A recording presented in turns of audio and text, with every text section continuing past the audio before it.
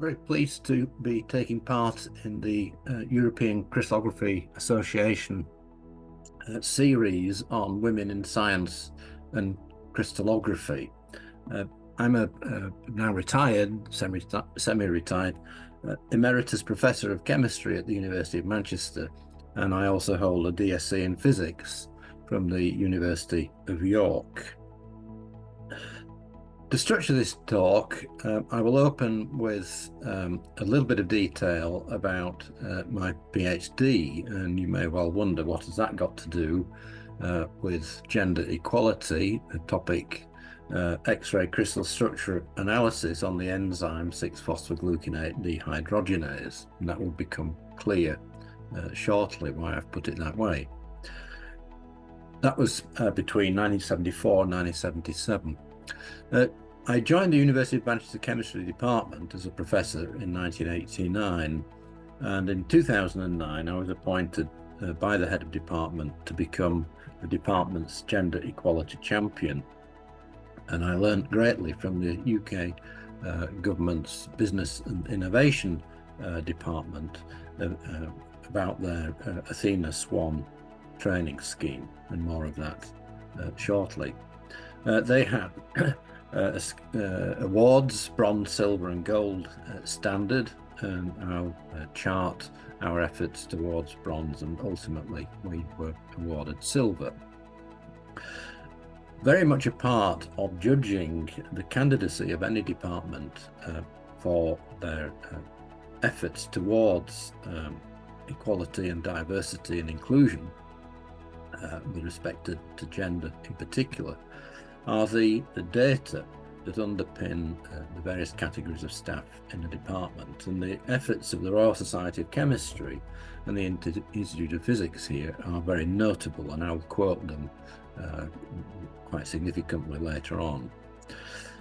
You may conclude, and it will be correct, that the advancement of women is slow, and I will refer to the thoughts of the book author Virginia Valian, and the book is of that title.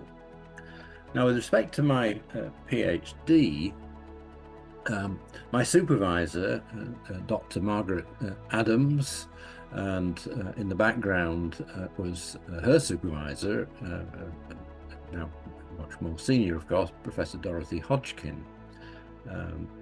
Margaret's project was what attracted me to do a PhD in the Laboratory of Molecular Biophysics at Oxford University.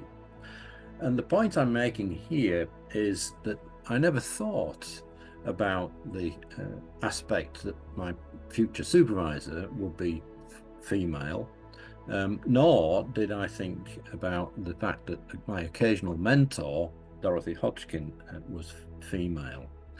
Our discussions and projects were project-based, and in analyses of why there is an imbalance of female academic staff at various levels compared to undergraduates, the predominant thought is that there is an unconscious bias of males against women. And I'm demonstrating here that at least I felt that I didn't have any unconscious bias because I picked a female supervisor. Now let's progress to more general aspects and be more basically more systematic, and what I learned from 1989 onwards as gender and later in 2009 a gender equality champion. When I joined as a young professor in 1989, there were 0 female academic staff, and our chemistry graduates were 40% female. And there was obviously here a gross disparity between these career stages of women chemists. In 2009, and learning from the UK government's Athena SWAN training scheme, the gender imbalance analyses of which we could map our own. Let me just get a pointer up here. We could chart in this simple histogram the progression of our undergraduate students, as I say, 40% female, 60% male. Here's the color code at right here. The blue is female and the purple depicted for male. And then postgraduate students, you see a small decrease of the percentage of women. And then research staff and academic staff, you see a really precipitous decline. And the admin staff, of course, we had secretaries and so on, the admin office, we had predominantly female. And then the technical staff and experimental officers, we had somewhat more females than academic, but still the disproportionate percentage was male. Across the whole UK university sector for chemistry academic staff, the Royal Society of Chemistry report, People, Science and Policy 2009, had a section on chemistry staff statistics. And for all academic institutions of the UK over these particular year periods, we have a breakdown in the different categories of academic staff. In the UK, we have what are called pre-1992 universities and post-1992 universities, and just when they were founded. And there is a distinct difference between the two if we look at the percentage of female professors in 06-07. Between the two, 5% becomes 18% in this other category. But overall, we see this very disproportionate low percentage of female professors, and the comparison with the undergraduate female chemistry graduation, 40%, it's a very marked disparity. This report introduced this idea of, since there's obviously an improvement between these two year periods, 02, 03 and then 06, 07, you could predict the year of parity of chemistry academic staff. And the Royal Society of Chemistry took that to mean 50%, 50%. It could have been, I suppose, 40% and 60%. But anyway, with this criterion, they said it would be 2042 before you would have parity of female and male academic staff. And we'll return to this point at the end of the presentation. So the Athena SWAN of the UK government Business and Innovation Department introduced this bronze, silver and gold awards, whereby basically academic departments would strive to show that they were good equality and diversity workplaces.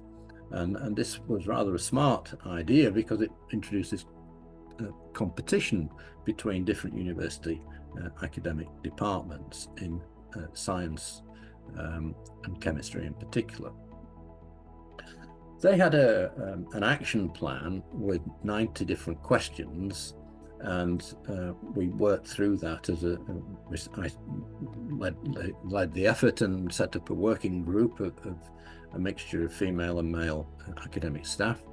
And we needed, because by this time we did have a few female academic staff, and it was obvious that our staff survey, which was a particular aspect of the Athena SWAN action plan, the staff survey was 5 years old.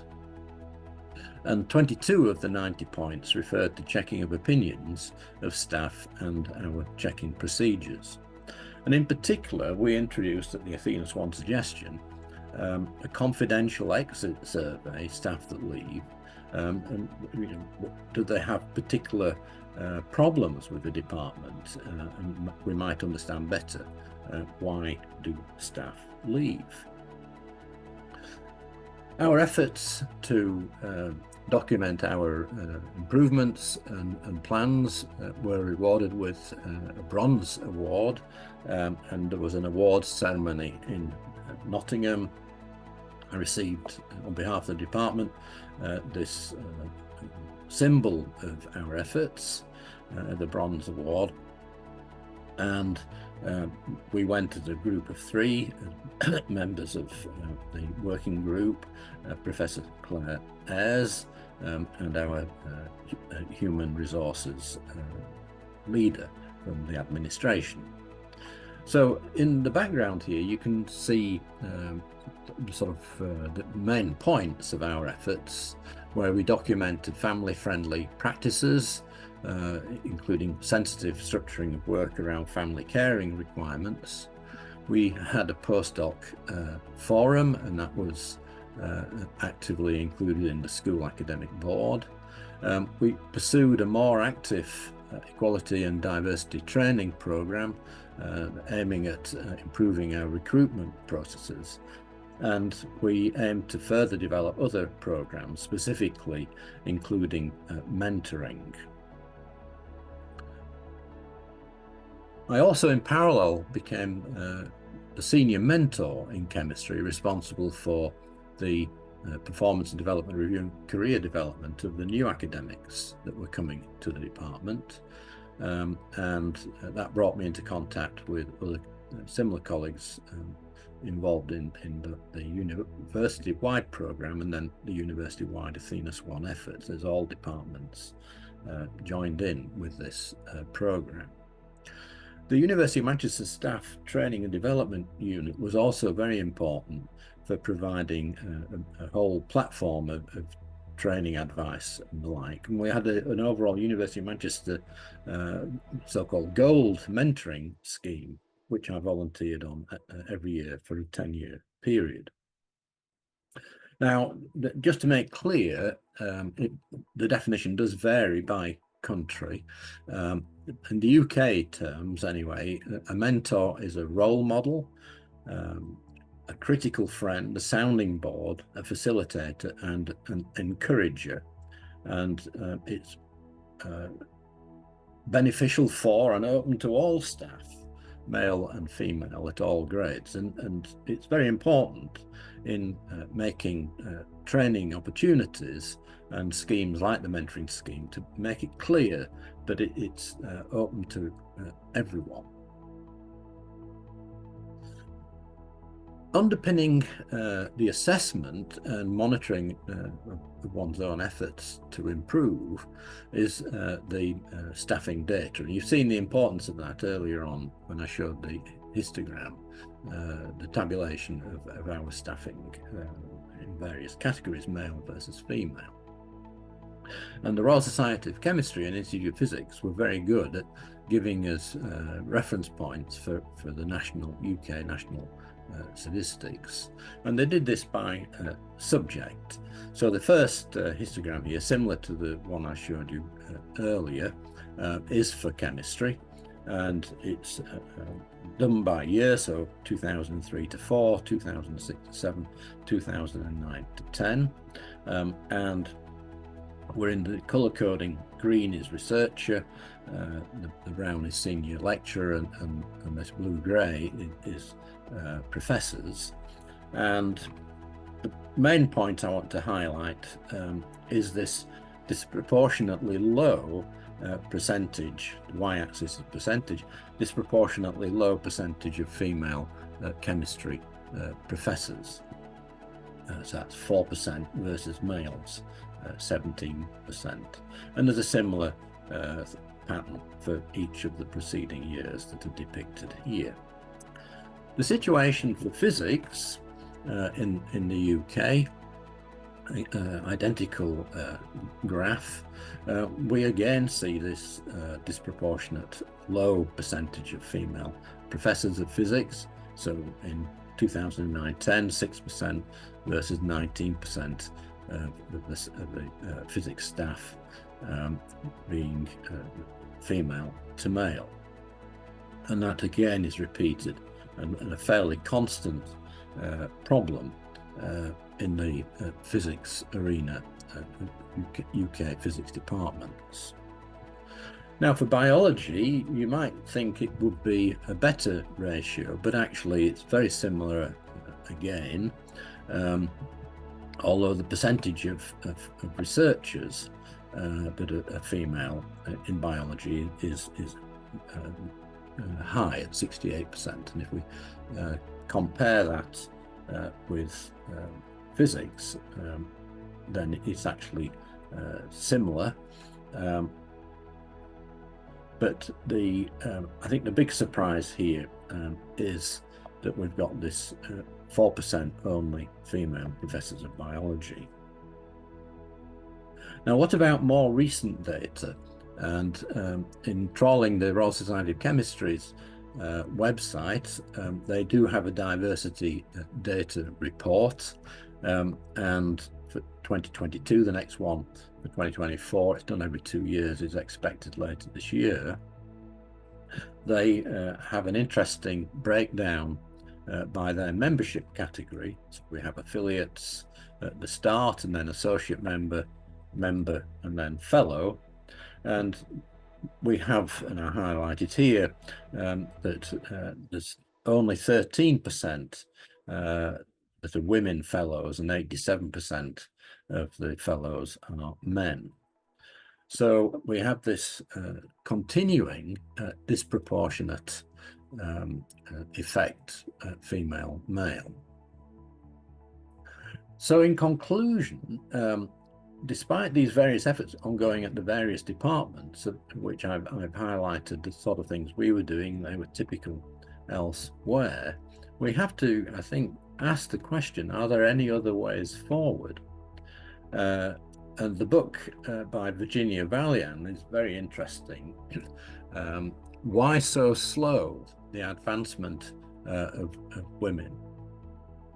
And if we look at her chapter 13, and she's based in the US, and the definitions of affirmative action do vary by country. She analyzes the different options available within the law. And of course, the US, a bit of a reputation for being legal dominated, lawsuit dominated, but she does point out that taking up lawsuits with employment tribunals and the courts in the US is having an impact and effecting change.